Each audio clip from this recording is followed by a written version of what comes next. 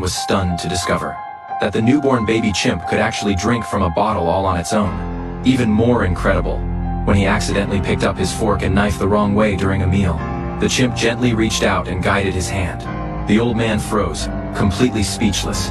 What he didn't know was that the chimp's remarkable intelligence was all thanks to a serum called ALS-112, developed by a scientist named Will.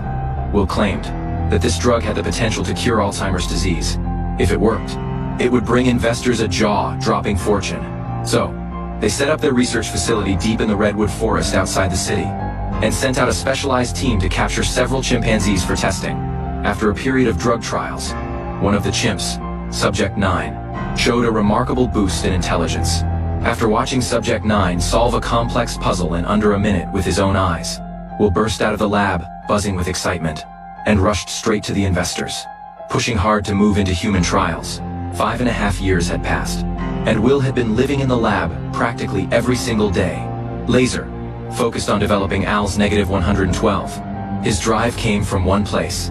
His father had Alzheimer's. And more than anything, Will wanted to find a cure for him. Even though the investors warned him not to let his personal feelings cloud his research, just thinking about the chance of curing his father made it impossible for him to hold back. Will pushed to call a board meeting, saying that as long as the board gave the green light, he could kick off human trials. The investors reluctantly agreed. However, during Will's presentation, he mentioned something unusual. After Subject 9 was injected with ALS-112, green flecks had appeared in her pupils. While there were no adverse reactions at the moment, it was still a cause for concern. But before anyone could react, the moment Will finished speaking, Subject 9 suddenly went berserk, smashing through the glass and charging into the room. Will didn't even have time to process what was happening. Before security shot Subject 9, dead on the spot. The incident meant Will's experiment had completely fallen apart. The board was furious. The investors had lost all faith in the project, and made the call to euthanize every last chimp, and shut the lab down for good. Franklin, the caretaker, had built a deep bond with these chimps over the years. He begged and pleaded, arguing that these primates had emotional needs just as deep as any humans. But the investors responded with cold indifference. The investors agreed to give him one last shot. But on one condition, Will had to walk away from everything, and start the research from scratch. Just like that, with one sentence. 5 years of Will's hard work had gone completely down the drain.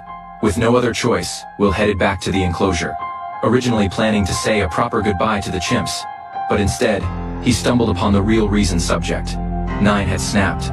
It turned out that there was a newborn baby chimp in the cage, less than 24 hours old. Suddenly, everything made sense. The reason Subject 9 had gone wild was because she thought someone was about to hurt her baby. Driven by pure maternal instinct, she had done everything to keep everyone away. Will buried his face in his hands. He couldn't believe his entire experiment had been derailed by a single newborn. Franklin handed the baby to Will and said, "The whole facility is done now. If little Caesar stays here, he's as good as dead."